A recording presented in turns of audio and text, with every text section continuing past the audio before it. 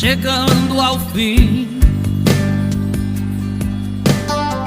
Agradecemos ao Senhor por estar conosco, por sua graça